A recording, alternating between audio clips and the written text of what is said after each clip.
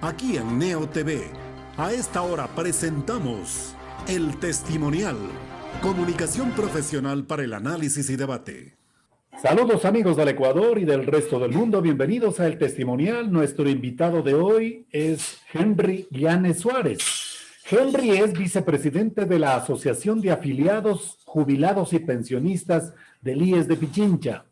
Henry también tiene una característica esencial: perseverante en la gestión y la lucha institucional por ver un seguro social como debe ser, identificado con sus afiliados y pensionistas. Y lamentablemente todavía no se lo logra, pero la lucha continúa. Justamente una de las últimas gestiones de Henry fue remitirle un oficio al presidente de la Asamblea Nacional, en el que le pedimos que, Henry, bienvenido y muchas gracias por estar en nuestro programa. Muchas gracias, estimado Wilman. Un cordial saludo para la audiencia. Bueno, nosotros le estamos pidiendo mediante este oficio que está firmado por el doctor Guido Montalvo Ramos como presidente de la organización y en mi caso como vicepresidente de la Asociación de Afiliados, Jubilados y Pensionistas del IES de Pichincha. Le estamos diciendo de que respecto del proyecto de ley que está debatiéndose en la Asamblea Nacional, que está en el cuarto punto del orden del día de la sesión 695, la sesión ya se inició y fue suspendida el día martes. Se abordaron dos puntos y quedó pendiente el punto 3 y el punto 4. En primer lugar, nosotros le estamos haciendo observaciones porque este es un segundo oficio de observaciones, porque el primero yo lo envié como asambleísta en el mes de enero al señor César Solórzano Sarria, porque en el mes de enero subrogué al asambleísta titular Denis Marín, que es del Partido Social Cristiano y que fue se candidató para la reelección. Y entonces yo tengo un acuerdo con el Partido Social Cristiano como independiente en la lista, y eso lo permite la Constitución de la República y la ley, que los partidos políticos pueden llegar a acuerdos con personas independientes que no sean militantes, que no sean integrantes de la organización y puedan auspiciar sus candidaturas. De acuerdo. Perfecta sí, la aclaración, Henry. Sí, pero entonces, sí, situémonos ya. ¿Cuáles son las observaciones al proyecto de ley reformatoria de la Ley de Seguridad Social que ustedes plantean allí? Hay aspectos puntuales, fundamentales, que quisiéramos desarrollarlos en este diálogo. En primer lugar, le estamos poniendo como antecedente de que la reforma que están impulsando en la Asamblea Nacional, informe presentado por la Comisión de los Derechos de los Trabajadores y la Seguridad Social, ese informe y el articulado, sobre todo el articulado, no se ajusta al dictamen de la sentencia de la Corte Constitucional. La Corte Constitucional el 22 de marzo del año 2016 dictaminó, producto de una demanda de inconstitucionalidad al inciso tercero del artículo 28 de la Ley de Seguridad Social, impulsada por la señora Silvia Carolina Vázquez Villarreal, el 20 de octubre del año 2015. Ella impulsó como empleadora una demanda de inconstitucionalidad del artículo 28 del inciso tercero. Ella es empleadora y como empleadora dijo: yo no me siento representada por los gremios empresariales porque yo no soy afiliada, me siento excluida de esa representación, me siento discriminada. Esos son los conceptos que maneja. Correcto. Entonces impulsó la demanda, la Corte acogió la demanda y dictó sentencia, ¿no? Incluyendo a los incisos segundo y tercero, porque el segundo se refiere a lo que es de los asegurados. Y entonces la Corte dijo: muy bien, dejó sin vigencia esos dos incisos para que a futuro el Consejo Directivo del IES no se conforme mediante colegios electorales, ¿no? Es decir, que no sean los colegios, que no sean colegios electorales los que designen por el lado de los empleadores a su representante y por el lado de los asegurados a su representante. ¿Quiénes son los colegios electorales en el caso de los empleadores? Los gremios empresariales. Okay. ¿Quiénes son? Sí, las cámaras. ¿Quiénes son del caso de los asegurados? Son las centrales sindicales, el Seguro Social Campesino, la UNE, la Federación de Servidores Públicos y la Confederación Nacional de Jubilados, ¿no? Entonces, ¿por qué? Porque en el caso de los empleadores en el Ecuador aproximadamente son 450,000 empleadores privados, ¿no? Y los afiliados a las cámaras son menos del 20%. Entonces, más del 80% no son afiliados a las cámaras, y en eso la señora tenía razón. Ella no es afiliada. Entonces, ¿y cómo es un asunto de que de por medio están recursos económicos? Claro, pero Henry, es un consejo directivo del IES desnaturalizado. O sea, Así es. están los que no deben estar. Exacto. No están precisamente quienes son afiliados y jubilados, los que deben administrar la institución. ¿Qué es lo que falta para depurar ese consejo directivo? Sí, y solamente dos antecedentes lo señalo porque es bueno explicar en contexto a la audiencia. En el caso de los asegurados, el sociólogo Jorge León, politólogo Jorge León, que ya no está con nosotros, falleció, en el año 2015 decía que los afiliados a los sindicatos, ¿ya? Que los afiliados a los sindicatos, que son trabajadores bajo relación de dependencia laboral, eran aproximadamente 200,000 personas en el Ecuador, 200,000. Y entonces dice, sucede que no todos los trabajadores bajo relación de dependencia laboral, amparados por el Código del Trabajo y en el sector público por otras leyes, no son afiliados a los sindicatos. Me decía que son 200,000, porque le preguntaba a él, ¿por qué no es que nosotros como trabajadores no tenemos una mayor presencia en las movilizaciones y también en las iniciativas y también en las reformas? Me decía Jorge, me decía, sencillo, porque no todos están sindicalizados. Entonces, ese número de sindicalizados de 200,000, frente a 3 millones de afiliados del Seguro Social Obligatorio, que eran a enero del año 2020, claro, y 550,000 aproximadamente jubilados, eso significa menos del 10%, menos del 10%. Entonces aquí viene la pregunta tuya, lo que tú acabaste de mencionar.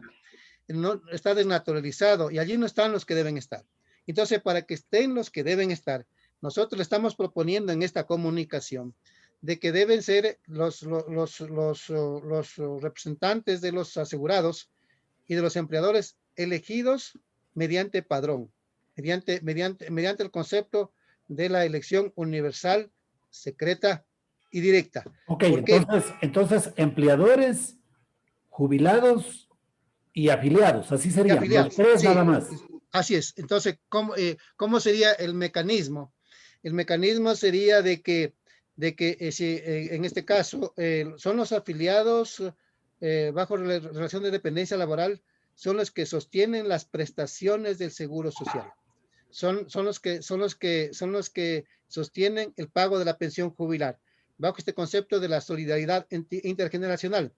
Los que son trabajadores activos sostienen las prestaciones de salud, riesgos del trabajo, el ahorro para cesantía, damos una colaboración al Seguro Social Campesino y pago de la pensión jubilar. Hoy en día, estos 3 millones, que ya no son 3 millones porque han perdido sus fuentes de trabajo, según el INE, como 650,000. Sí, estamos hablando aproximadamente de 2,500,000. Estos 2,500,000, pero siguen afiliados. Los que perdieron el trabajo simplemente perdieron el trabajo, pero siguen afiliados, ¿no? Siguen aportando.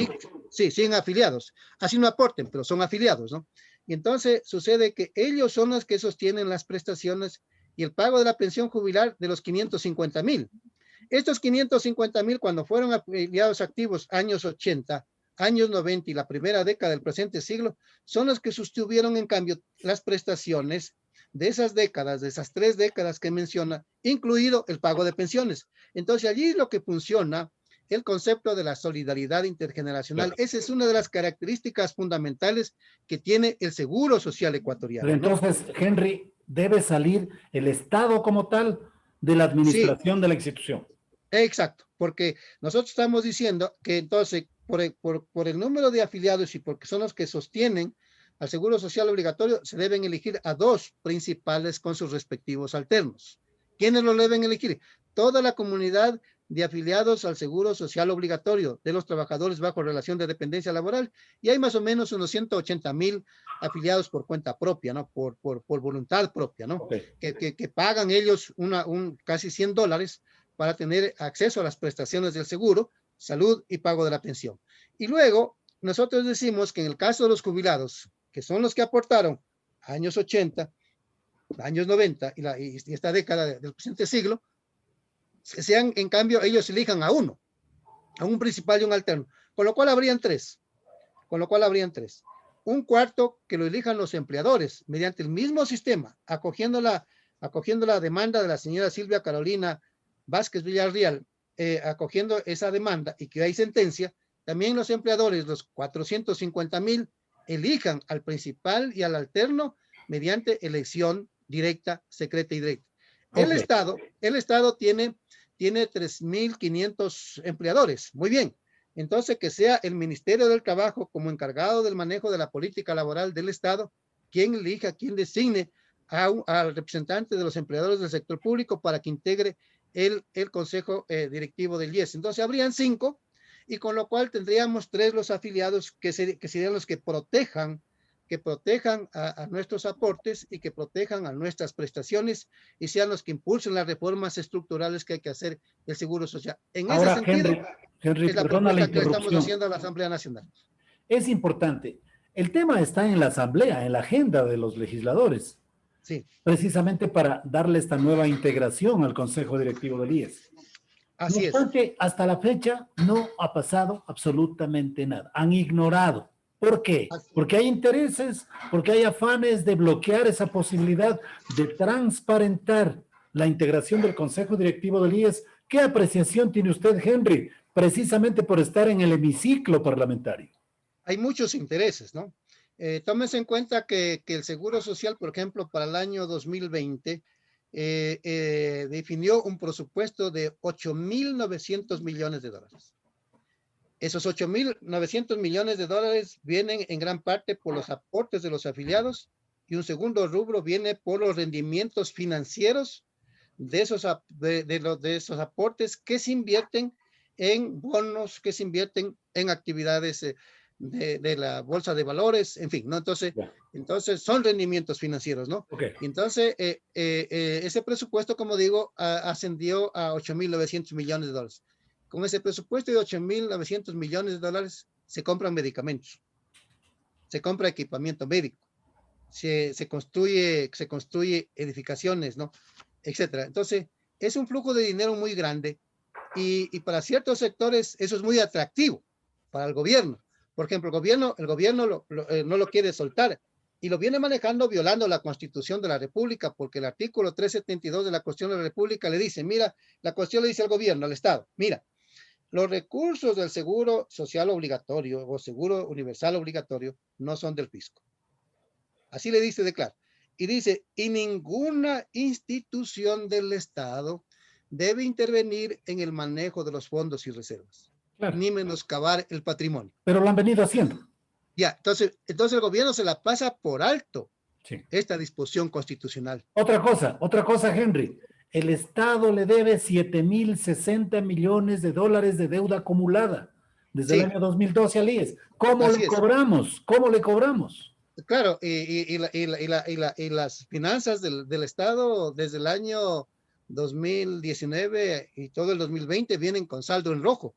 Han podido pagar sueldos y han podido cerrar los presupuestos del año 2020 gracias a los créditos que ha dado el Banco Mundial y el Fondo Monetario Internacional. Es decir, se están pagando sueldos en el Ecuador con créditos internacionales, algo que nunca se debe hacer, porque si uno requiere deuda, debe ser para desarrollar el aparato productivo, pero no para gasto corriente. Pero aquí se actúa al revés y con lo cual la deuda va creciendo.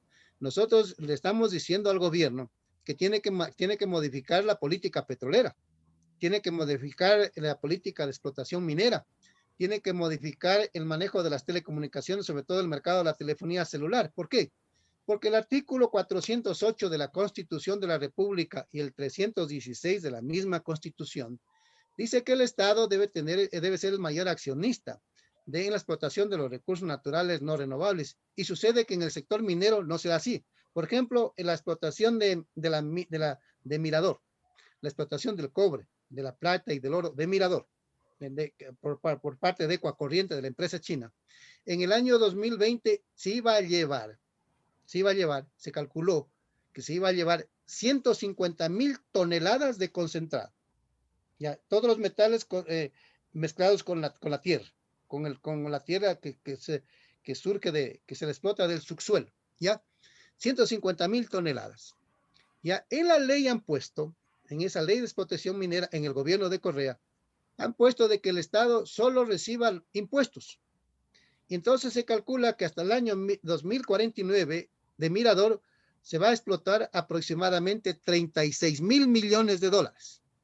De los 36.000 millones de dólares, al Ecuador solo le va a quedar 9.000 millones de impuestos, pero no recibe un solo gramo de oro, un solo gramo de plata, ni una libra de cobre. Henry, No ¿por qué recibe. cita usted esta fuente de recursos? Porque por ahí el Estado podría cubrir sus obligaciones pendientes con el IES. Exacto. Entonces lo que estamos diciendo es que se reforme la ley y que se ajuste el artículo 408, porque el 408 de la Constitución dice que el Estado no puede recibir menos de los beneficios que recibe la empresa privada. Eso quiere decir mite y mite. En la parte que le corresponde al Estado, la Constitución no dice, están incluidos los impuestos y el pago de las utilidades a los trabajadores. No, no, no, no. Lo que le está diciendo es que tiene que participar de la producción el Estado. Y la empresa privada, del otro 50% o 49%, sería 49%, que pague los impuestos, pague las utilidades a los trabajadores y pague el impuesto a la renta. Ok. Entonces tiene que ir la reforma así. Entonces, si se le lleva a cabo esa reforma en el sector minero, en las telecomunicaciones, entonces el Estado va a captar recursos. Lo mismo en el sector petrolero. En el sector petrolero se tiene que hacer una reforma estructural de la ley de hidrocarburos. Entonces, si hace esa reforma, en donde, por ejemplo, los costos de producción no superen el 20% de los ingresos de la venta del barril del petróleo, mire, hoy tenemos 500.000 barriles de producción. Supongamos que tengamos 500.000 en forma permanente, que no los vamos a tener, pero simplemente para la explicación. 500.000 barriles de petróleo por día, 100.000 barriles sería para pagar costos y 400.000 barriles le quedarían libres para venderlos en el mercado y eso sí va a mejorar las finanzas públicas. Entonces, hay cómo hacerlo, hay dónde hacerlo, pero siempre se requiere de compromiso y voluntad. Y la voluntad política que deben tener, especialmente quienes van ahora al balotaje electoral. Pero hay otra deuda, el sector privado también le debe al IES, 1.500 millones de dólares. Y hay 300 millones de aquellos que acabo de citar, de los 1.500, 300 millones que prácticamente son incobrables, como dice la comunicación de ustedes. Así es. La desaparición de las empresas. ¿Cómo les cobramos a los del sector privado también? Eso ya no se los va a poder cobrar. Entonces a nosotros nos tiene con la espalda doblada hacia adelante ese peso de esa pérdida, porque quienes pagan los platos rotos de esa pérdida somos los afiliados, ¿ya? Porque los empleadores no pagaron, a pesar de que tenían la obligación de pagar. Es como el caso de la UTE. Los señores de la UTE han descontado a los trabajadores, a los profesores, al personal administrativo, el pago para el seguro social. No, y sucede que ese dinero que lo descontaron a los trabajadores no ha sido transferido al IES, que a propósito hay cárcel y juicio penal para un empleado que incurre en eso.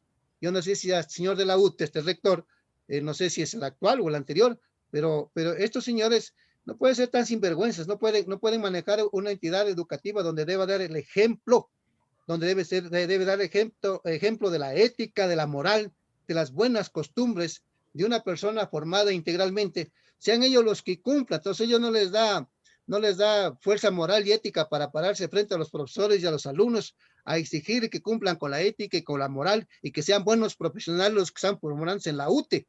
Entonces, digo usted, ese es el problema grave en nuestro país. Entonces, como ese ejemplo, sucede que la deuda del sector privado viene desde el año 1999.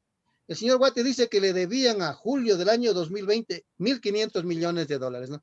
Pero 300 millones de dólares son incobrables. ¿Por qué? Porque las empresas se han liquidado, han desaparecido, han fallecido los dueños, otros dueños han salido al exterior y esa pérdida la asumimos nosotros. Oye, entonces, Henry, yo pregunto, Henry, usted conocedor y experto en este tema, ¿cómo es que les estamos invitando o permitiendo que formen parte del consejo directivo del IES al Estado moroso con la cantidad que situamos, 7.060 millones de dólares que le deben al IES? Y le permitimos también que se siente en la mesa de decisiones en calidad de miembro del consejo directivo al sector privado, al empleador privado, que también le debe 1.500 millones de dólares. ¿No te parece que ahí la reforma tiene que ser radical? Señores, pagan las deudas y se vienen a sentar acá con nosotros a decidir el presente y el futuro de la institución aseguradora. Así debería ser. Y yo creo que una propuesta como estas, hay algunos amigos, hay algunos afiliados que la sugieren. Dicen, los empleadores no deben estar ahí, porque moralmente, éticamente, no les da fuerza, no les da una calidad para estar ahí, a ellos y al sector público. Son deudores y es absurdo porque además los dos se asocian, los dos se unen en el voto. Sí, señor. Entonces prácticamente lo aplastan cuando tiene cierta independencia el voto de los asegurados, porque hay veces que lo cooptan, como lo cooptaron en el gobierno anterior. El gobierno anterior influyó para que el delegado de los asegurados sea una persona afín al gobierno, entonces lo cooptaron.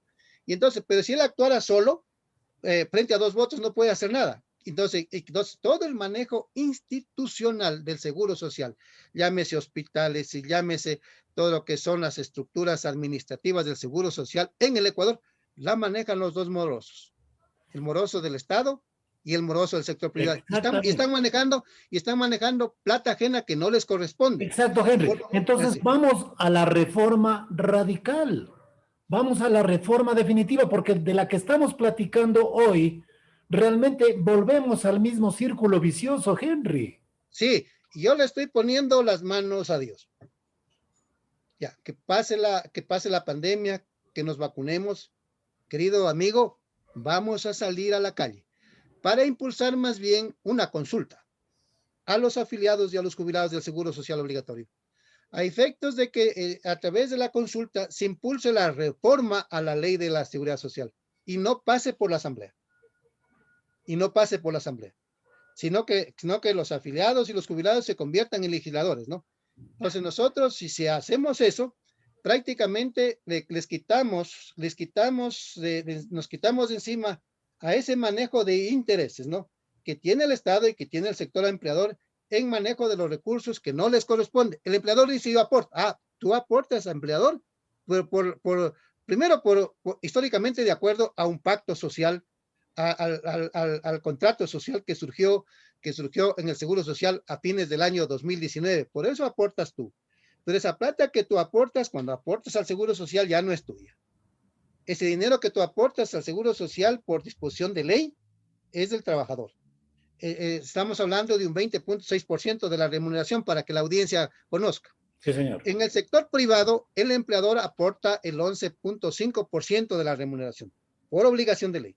El trabajador aporta el 9.45%. Total se hace el 20.6%. Este 26.6% es del trabajador, es del afiliado, que se lo destina para financiar las prestaciones, que son 5 prestaciones: salud, riesgos del trabajo, cesantía, el aporte al Seguro Social Campesino que nos han imputado a nosotros, más el pago de la pensión jubilar. Entonces, para eso sirve el 20%. Entonces, esto es del trabajador, esto es del empleado, esto es del asegurado, ya no es del empleador.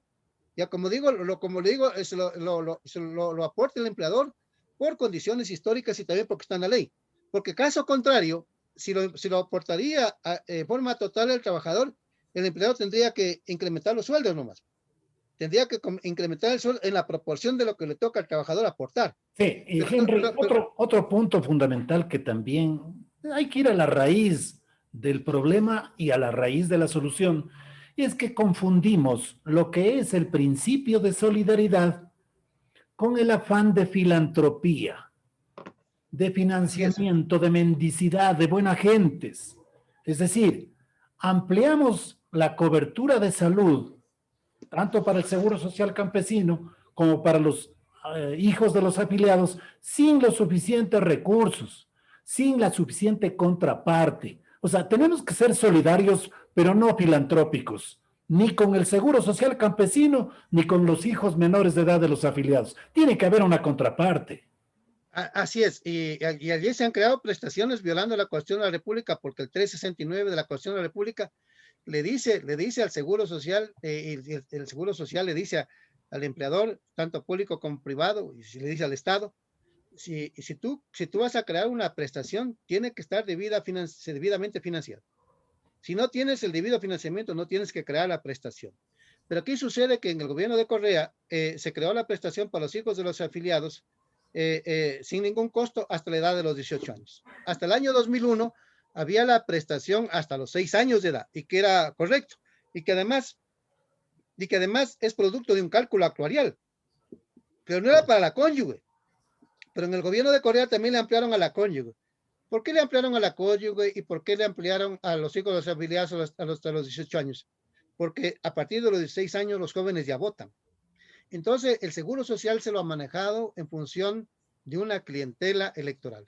Se lo ha manejado como un botín político. Se lo ha manejado como oferta electoral. El presidente actual, el señor Moreno, en campaña electoral le ofreció incrementar el pago de la pensión al Seguro Social Campesino. Empezaron a tratar la reforma a partir de julio-agosto del año 2017, ¿no? Y sucede que llegaron al 2018, aprobaron la reforma y la aprobaron con carácter retroactivo el pago de la pensión jubilar. La incrementaron desde enero de $64 a $100 con carácter retroactivo, cuando ya habían transcurrido 8 meses, ¿no?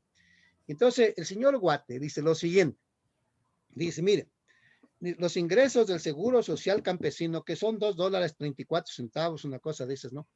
Le genera ingresos por ese aporte aproximadamente de $19 millones anuales.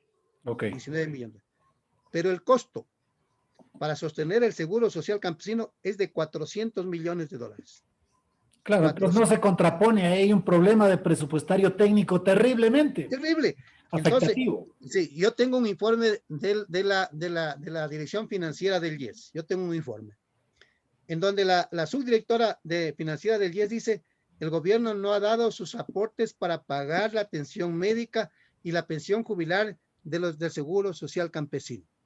Y entonces, la pregunta es, si el Estado no aporta para la prestación médica y la pago de la pensión jubilar del Seguro Social Campesino, ¿de dónde sale la plata? Del fondo de pensiones del Seguro Social Obligatorio al que aportamos tú y yo y toda la audiencia que nos escucha, que son afiliados al seguro. Claro. ¿Eso es justo? Nosotros no somos empresarios, pues sí tenemos plata y podemos aportar.